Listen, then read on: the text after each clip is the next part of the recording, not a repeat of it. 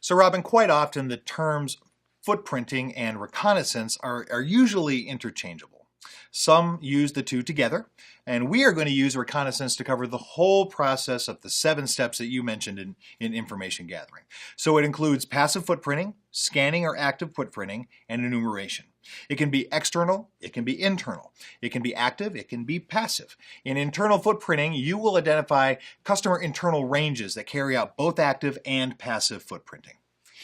In external footprinting, you will have to do a lot. Yeah. You start with passive footprinting and then move into active footprinting.